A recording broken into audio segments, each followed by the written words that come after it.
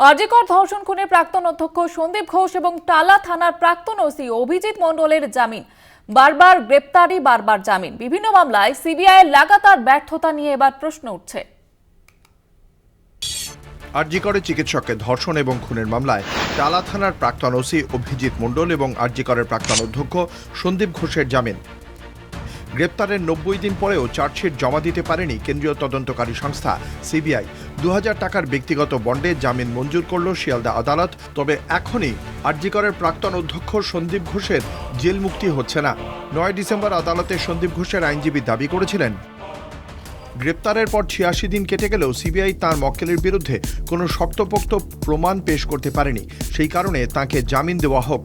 অন্যদিকে অভিজিৎ মণ্ডলের আইনজীবী বলেন, সেন্ট্রাল ফরেন্সিক সায়েন্স ল্যাবরেটরির রিপোর্ট হাতে এলেও আদালতে তা পেশ করেনি তদন্তকারীরা।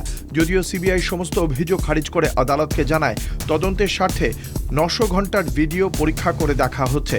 শুক্রবার ফের শিয়ালদা আদালতে তোলা হয় সন্দীপ অভিজিৎকে। ফের সিবিআইয়ের বিরুদ্ধে গড়িমসির কথা উল্লেখ করে জামিনের আবেদন করেন আইনজীবীরা। গ্রেপ্তারের 90 দিন পরেও দুজনের বিরুদ্ধে সিবিআই চার্জশিট জমা দিতে না পারায় 2000 টাকার ব্যক্তিগত বন্ডে জামিন মঞ্জুর করল শিয়ালদা আদালত। সিবিআই একটাই কথা বলে যাচ্ছে যে আমাদের ইনভেস্টিগেশনটা চলছে আর ইনভেস্টিগেশনটা আমাদের এখনো চলছে। মানে তার মানে ইনভেস্টিগেশন 90 ডেজ হয়ে গেছে, investigation is still going on. তো what investigation is there we have been not find till today. আর সন্দীপ অভিজিতের জামিনের পর ক্ষোভে ফেটে পড়লেন আরজিকরের নির্যাতিতার মা।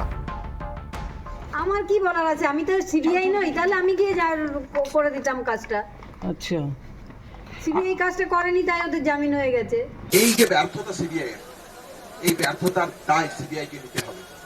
দুনিয়ার ডাক্তারদের পক্ষ থেকে আজকে তথ্যহীন ভাষায় জানাতে চাই, দেশের সর্বোচ্চ তদন্তকারী সংস্থা আজকের যে ব্যর্থতা, এই ব্যর্থতার দায় তাদেরকে নিতে হবে। সন্দীপ অভিজিতের জামিনের পর তীব্র সমালোচনা রাজনৈতিক মহলে।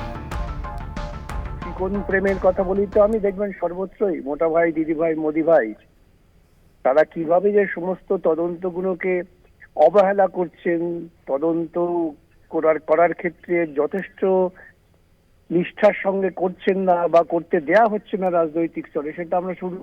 সিবিআই কিভাবে কাজ করেছে তা নিয়ে মানুষের মনে এখনো অনেক সন্দেহ দানা বেঁধেছে।